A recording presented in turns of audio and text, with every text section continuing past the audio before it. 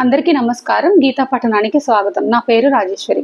ఇవాళ మనం భగవద్గీత 2వ అధ్యాయం సాంఖ్యయోగంలో 19వ శ్లోకం చదువుకుంటున్నాం. ఒకసారి ఈ శ్లోకం చదువుకునే ముందు ఇంతకు ముందు శ్లోకాల్లో ఏమయ్యాయి అనేది గుర్తు చేసుకుందాం. ఆత్మ యొక్క నిత్యత్వమును నిర్వికారత్వమును పూర్వ శ్లోకమున ప్రతిపాదించి భగవానుడు అర్జునుని యుద్ధము చేయుటకై పురికొల్పెను.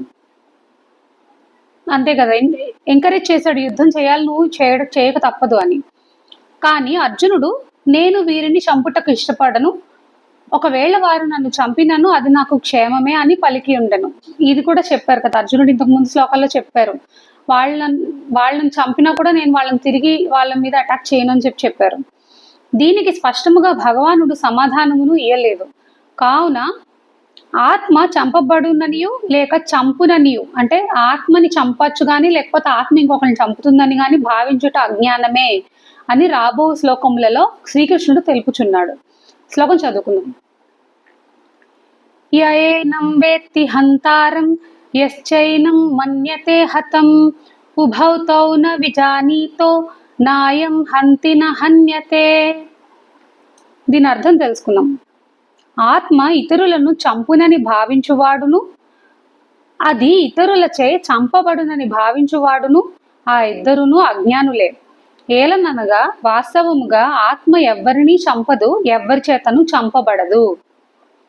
ఆత్మ చంపబడదు, ఎవ్వరినీ చంపదు అను విషయము సత్యమే అయినచో చచ్చినది ఎవరు, చంపునది ఎవరు? స్థూల శరీరము నుండి సూక్ష్మ శరీరము వియోగము చెందుటే మరణించుట. అంటే ఇక్కడ వీళ్ళు ఏం చెప్తున్నారంటే 2 రకాల శరీరాలు ఉంటాయంట. ఒకటి స్థూల శరీరం, ఒకటి సూక్ష్మ శరీరం.